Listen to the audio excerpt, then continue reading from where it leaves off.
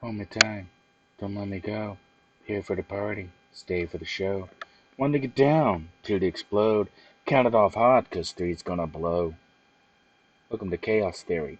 I'm Arian Archive. And tonight's a little different.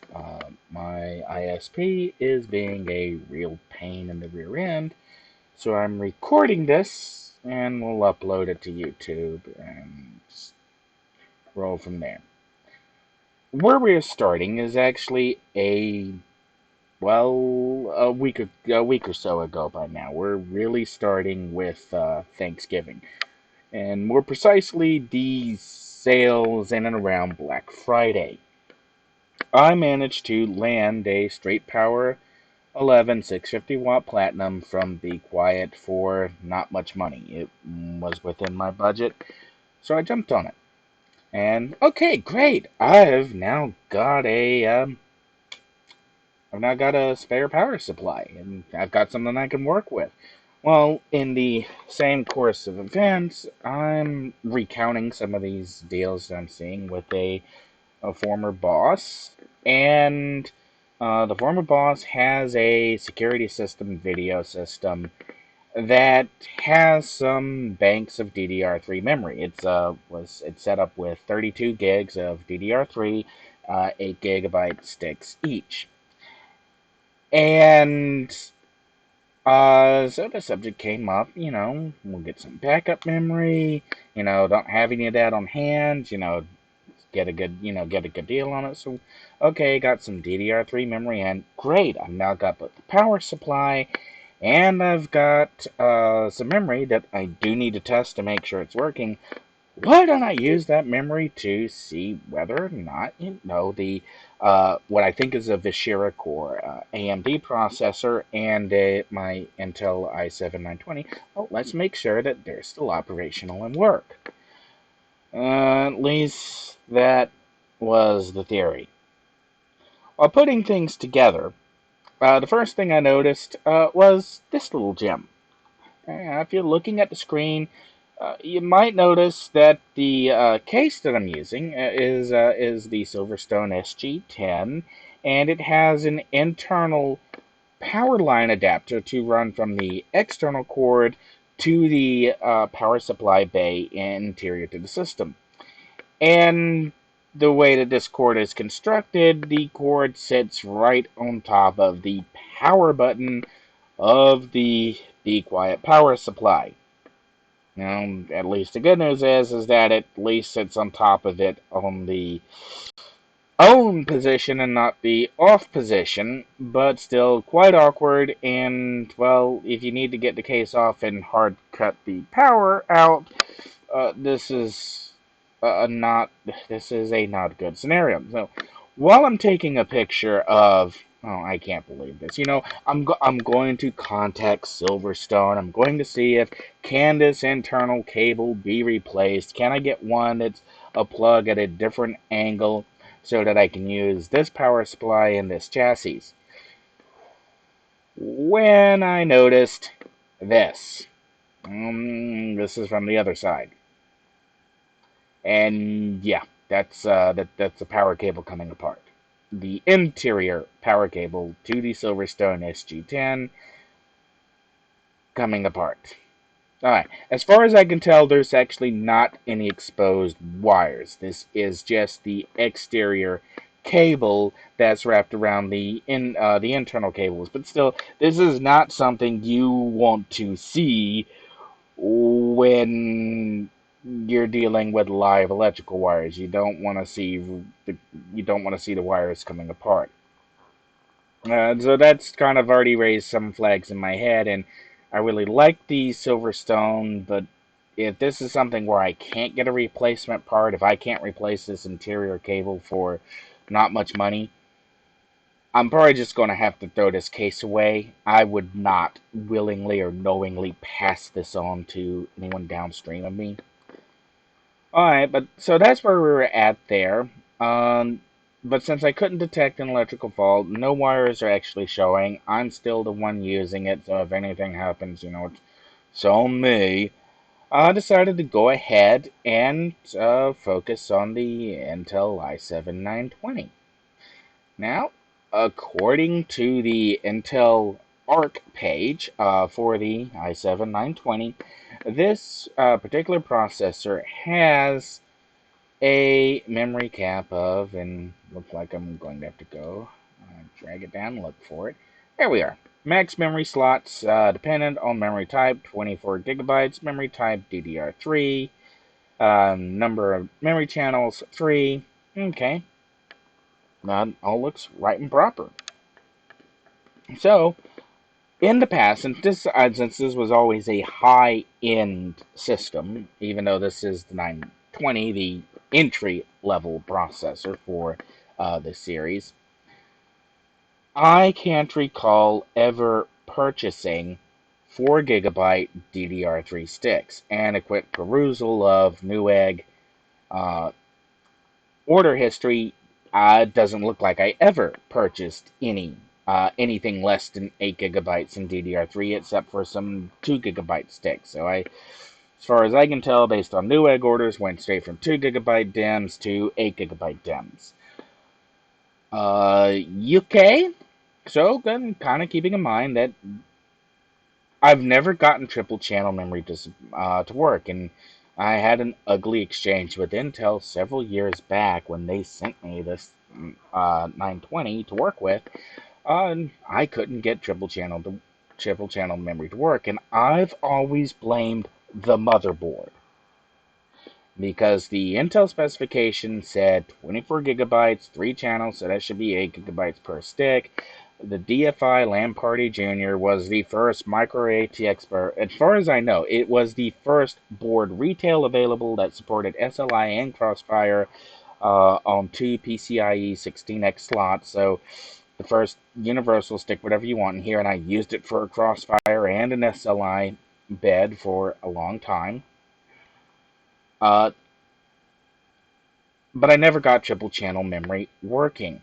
And I did get it working at one point when I was using memory that I had taken out of other computers. And it was 3-4 gigabyte sticks, and it worked. And I always just assumed it because these came out of an Alienware. I think I want to say they came out of an Alienware system that had like a 950, maybe a 970. Um, Honestly, it's been so long ago I forget where I got them from, and so I stuck them in, knowing that they come out of a triple channel memory system, and my 920 just went to triple channel memory mode, and it worked. I didn't think much more of it, but again, some time ago I decommissioned the system. The memory went to somebody else who I had other computers that were more powerful. But now that it's back up, okay, let's try and get it working. So, let's double check the manual. And this is not the exact manual. This is for the ATX board, the X58T3E86, so not the Lamparty Jr. And the correct listing for where you can put DIMMs, whether or not they can be dual-sided or single-sided, and according to the manual for this chipset, and you can do dual-sided for triple channel memory in DIMM 1 and DIMM 3, DIMM 5, and should just work. Okay, so I had 3 sticks of equal size, equal make manufacturing, DDR3. Okay, admittedly they came out of a security system running it's not a Vishera core, it's I'm trying to remember what replaced Vishera, and I'm not tapping off the top of my head. Uh, okay. And so here's the actual cheat sheet for the motherboard I have, and this more explicitly lines out what I've got for where the DIMM 1 is, DIMM 3, and DIMM 5. Those are the slots that, according to the ATX manual, the ones I'm supposed to fill. Except it didn't work. Now it turned on. The system with even with the power supply with some memory, it did turn on, but it only registered 16 gigabytes of memory, which is what it's always done before. I've never got triple channel memory working, but I know it was working the last time I had it with 12 gigs of memory. And that's kind of where we pick up on a very specific link. And this is not an official link, mind you. But this is something where I didn't write this. I didn't make this question. This was made in 2014, and somehow I missed it. And I was able to, at least apparently,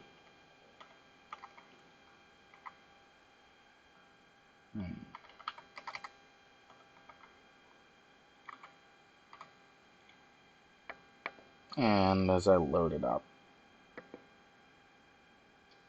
as I don't actually give it, okay, yeah. Assuming it'll load up and display. There we go. I7-920 question. J. Hugh 4 from August 6, 2014, or July 8th, 2014. Not sure which way that's supposed to be.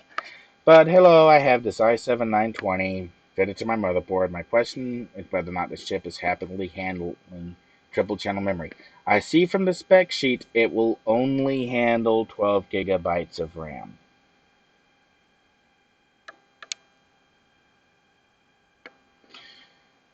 Printed spec sheet from 2014. Intel ARK's page, the ARK page on the processor. One of these two doesn't match the other. And this is where I have to keep in mind the i7-920 I have is an engineering sample. It was sent to me by Intel to do something creative with. And I shoved it in a PVX-Q pack with SLI and crossfire setups. And that was creative enough for me. I never did anything mineral cooling or otherwise with it, but from what this conflict here is saying, I couldn't have. The i7-920, or at least some versions of it, have a printed spec sheet that says it only handles 12 gigabytes of triple channel memory. Well, now, that's quite a brick wall to run into. Because part of the reason why I was working on getting this Intel motherboard up is I really like the novelty of having a triple channel memory system. I really wanted to,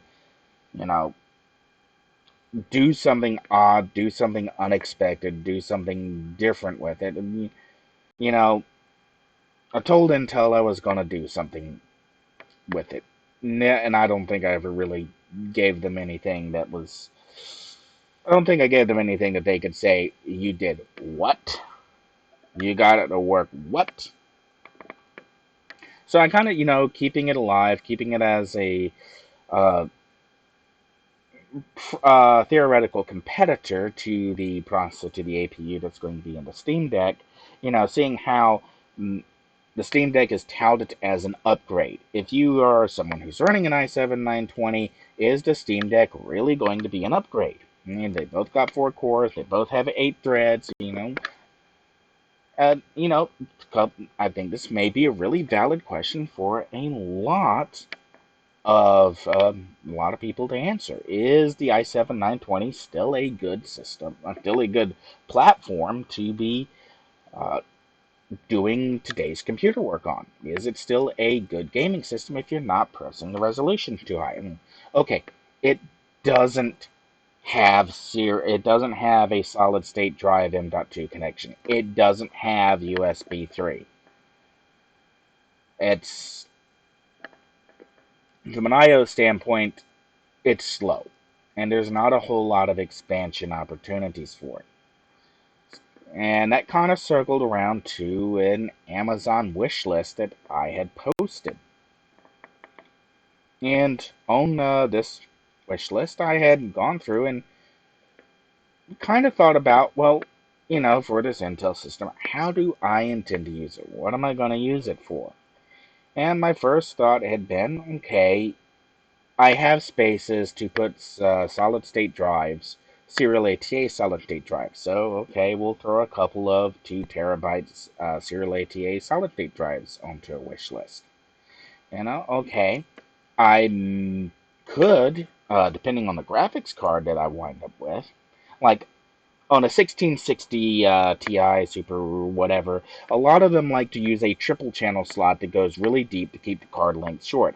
Great for small systems where you may not have a whole lot of horizontal space to work with, but not so great if you only have a limited number of slots. A dual slot graphics card gives me that second PCI 16 slot to play around with. So in theory, I could put a NVMe M.2 solid state drive on that on that on that second 16x slot, and I could hook a solid state drive up that way and still have PCIe access straight to a solid state drive. I mean, it wouldn't be fast.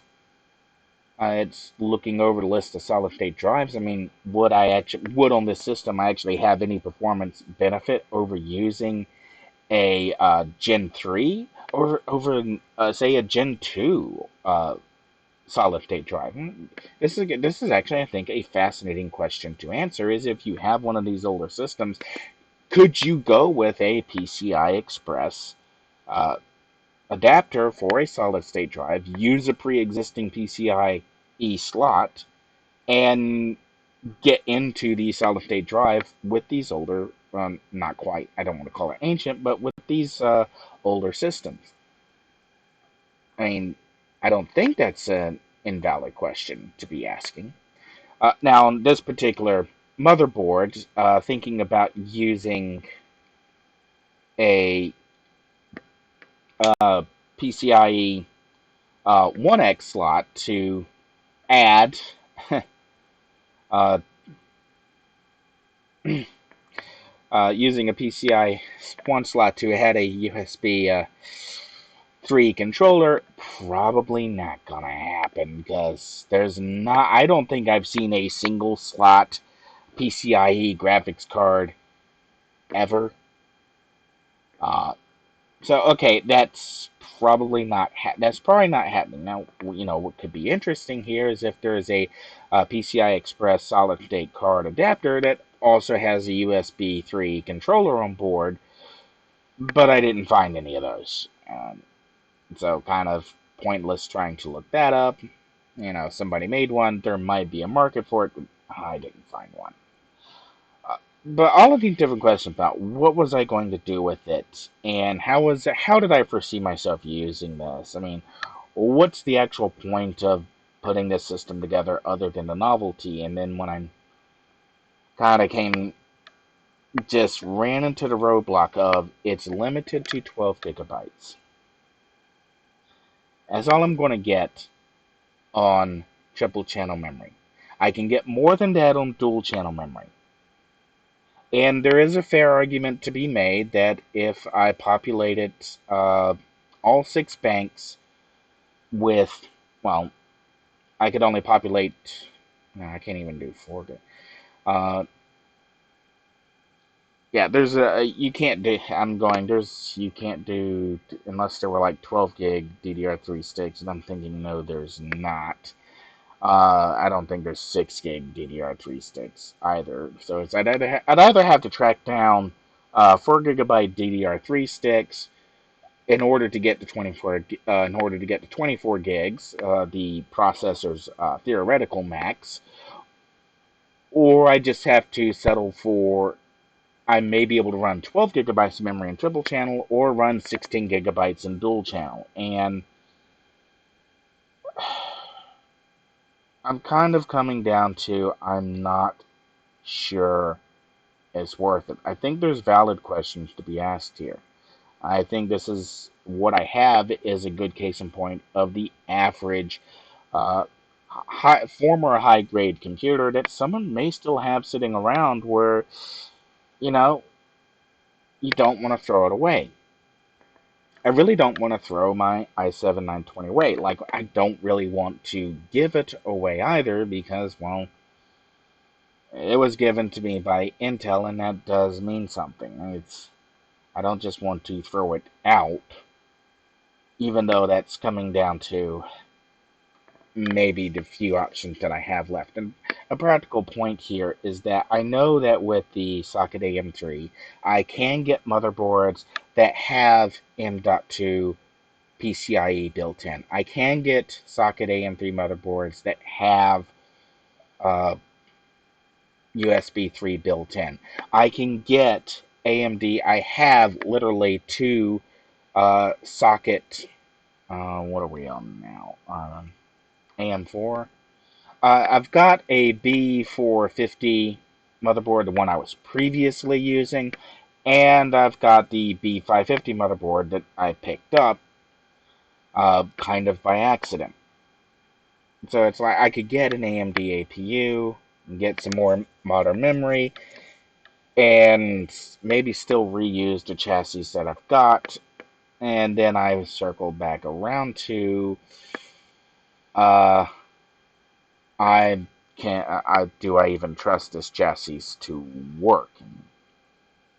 There's got to be a reason why the interior power cord is coming apart.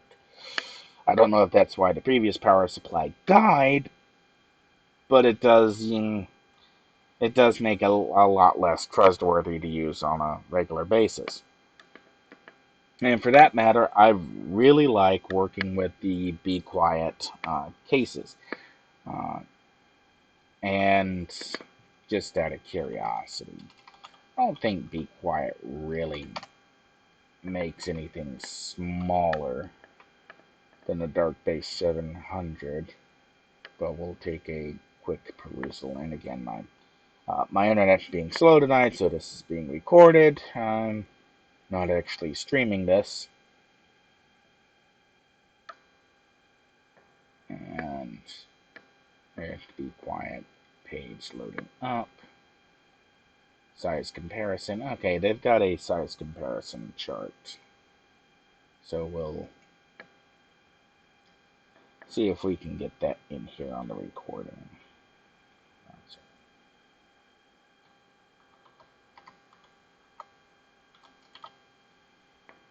And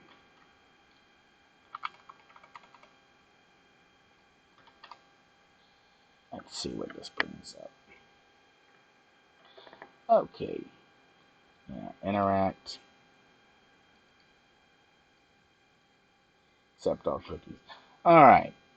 Now, I've got a Dark Base 700, which is described as a mid tower.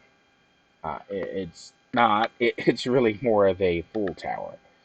Uh, but looking downward, something like say the Pure Base 500 or the Pure Base 500DX. We got some dimensions here, where the Dark Base 700 is 544 tall, and the Pure Base 500 is almost 100 millimeters shorter.